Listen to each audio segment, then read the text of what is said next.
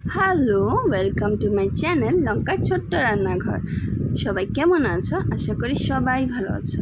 আমিও খুব ভালো আছি। আজকে আমি তোমাদের সাথে শেয়ার করব একটা অনেক টেস্টি আর হেলদি কুমড়োর ছোকা রেসিপি। দেখো, আমি একটা আস্ত কুমড়ো নিয়ে নিয়েছি। এখন কুমড়োটা কেটে নিচ্ছি। কুমড়োটা এমনি দেখতে খুব সুন্দর ছিল, কিন্তু এটার মধ্যে একটু পচা লেগে গেছে। কেটে জানতে পারলাম এটার মধ্যে পচা লেগে গেছে। তো আমি পচা সাইডটা ফেলে দিলাম। তারপর আমি এটা সুন্দর করে পিস পিস করে নেব। আর এই কুমড়োর ছোকাটা আম ডালের সাথে খেতে তো অসাধারণ লাগে। একবার বাড়িতে বানিয়ে ট্রাই করে দেখো।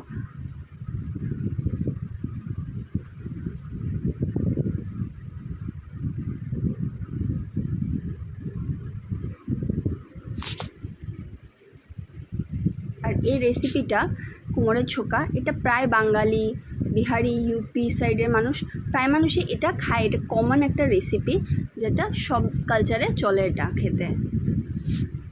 তাই এটা সবাই বানায়। আর একটু অন্যরকম হয়, কেউ পেঁয়াজ দিয়ে খায়, কেউ পেঁয়াজ ছাড়া। বাট আমি আজকে তোমাদের সাথে নিরামিষ শেয়ার করলাম। তো আমার কুমড়ো কাটা হয়ে গেছে। তারপর আমি একটা পেস্ট করে নিচ্ছি।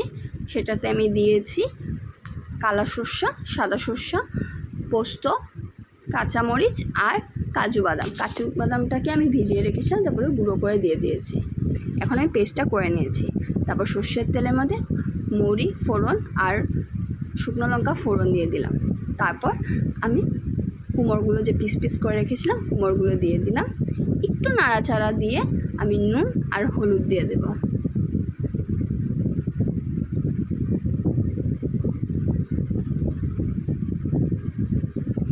এখন আমি সুন্দর করে ভেজে নেব। আর আমি একটু ভাজা হওয়ার পর স্টিমটা লো রেখে এটাকে ঢাকা দিয়ে দেব। আর এই পর্যন্ত আমার ভিডিও যারা দেখেছো আর লাইক করতে ভুলে গেছো, প্লিজ একটা লাইক করে দিও আর কমেন্ট। আর যদি আমার ভিডিওর রেসিপিটা ভালো লাগে তো একটা কমেন্ট করে আমাকে জানিও কেমন হয়েছে আমার রেসিপিটা।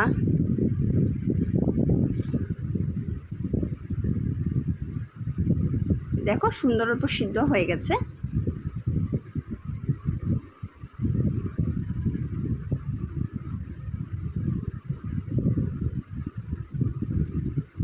এখন আমি সামান্য চিনি দিয়ে দিয়েছি। আর তোমরা আমাকে অনেক সুন্দর সুন্দর কমেন্ট করো, আর থ্যাংক ইউ এত সুন্দর সুন্দর কমেন্ট করার জন্য।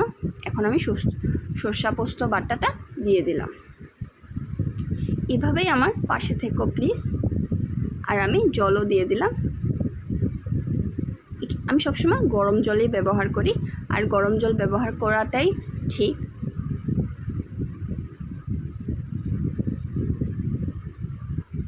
আমার কুমড়োর ছোকাটা প্রায় হয়ে এসেছে। আশা করি তোমাদের রেসিপিটা ভালো লাগলো। দেখো, আমি একটা বাটিতে তুলে নিয়েছি। কেমন লাগলো রেসিপিটা?